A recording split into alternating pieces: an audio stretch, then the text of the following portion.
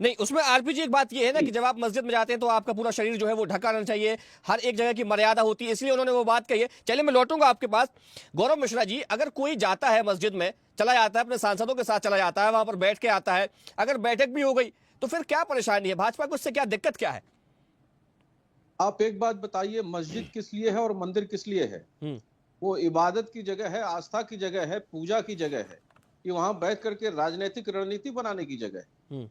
मस्जिद का तो विशेष रूप से और भी ज्यादा डिकोरम होता है, और भी कठिन और कड़े प्रोटोकॉल होते हैं, उसका पालन करना पड़ता है। ये वहां से संदेश क्या देना चाहते हैं अखिलेश जी? कि वो पक्के तुष्टिकरण वाले हैं, बदले नहीं है। वो एक मंदिर बनवा रहे हैं तो ऐसा ना समझे कि वो हिंदू हो गए।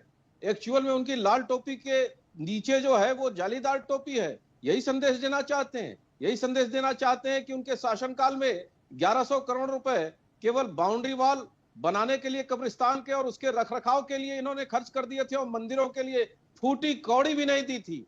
तो ये संदेश देना चाहते हैं क्या एक समाज विशेष को?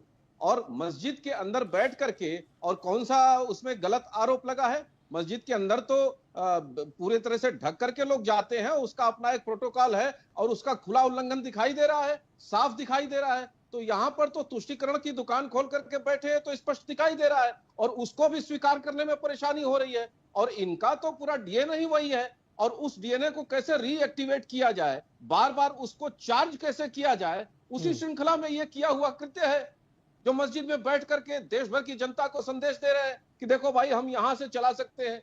तो ये किसको संदेश है, ये बताइए? अरे खुल करके बोलिए ना कि आपकी आस्था किसमें है।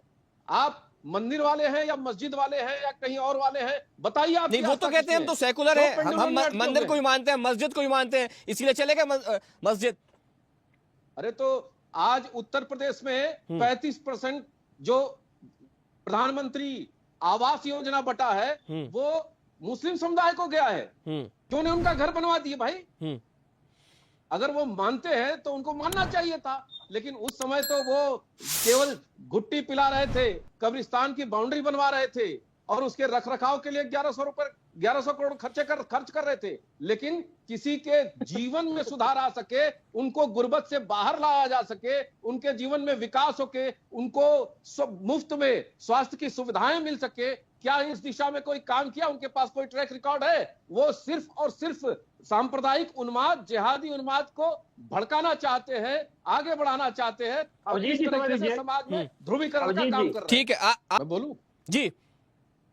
देखिए, समाजवादी पार्टी का कोर वोट बैंक जो है वो एमवाई है, हम्म। मुस्लिम और यादव। हम्म। और इनके सामने आसन्न जो सबसे बड़ा खतरा दिखाई दे रहा है, वो मुस्लिम वोट बैंक का है, जिसकी फसल इन्होंने पिछले 30 वर्षों से काटी है, और उनके जीवन में सुधार लाने का कोई एक रत्ती मात्र भी काम नहीं किया है।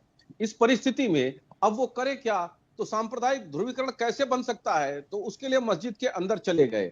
आप एक बात बताइए, राम भक्तों पर गोली चलवाने वाले आज ये कह रहे हैं कि हमारा घर जो है गंगा जल से धुलवाया गया, उसी घर में मुजफ्फरनगर के दंगाइयों, अपराधियों, बलात्कारियों को जब इन्होंने बिरयानी खिलाई थी, तो उसका पाप स्वीकार करेंगे या नहीं करेंगे? उसका प्रायश्चित करेंगे या नहीं करेंगे? जब किसी स्थान को अपवित्र कर दिया जाता है तो उसकी शुद्धता जरूरी हो जाती है। और नए घर में तो हमारे यहाँ धार्मिक व्यवस्था है गृह प्रवेश की, तो उसका शुद्धिकरण किया ही जाता है। तो उसका जवाब तो एक तो देखिए ये हो गया। और दूसरी सबसे महत्वपूर्ण बात, जो जिस तरह का पात्र होता है, जो जैसा कार्य करेगा, संविधान अपना काम करेगा, कानून अपना काम करेगा। और इन्होंने तो कानून का भी उल्लंघन किया है, संविधान का उल्लंघन किया है। संविधान में स्पष्ट रूप से वर्णित है कि आप किसी धार्मिक स्थल पर बैठ करके राजनीतिक दुकान नहीं खोल सकते, लेकिन साफ पूरा देश देख रहा है कि वहां से ये कर क्या रहे हैं, कौन सा कैबिनेट चला रहे हैं। नहीं, लेकिन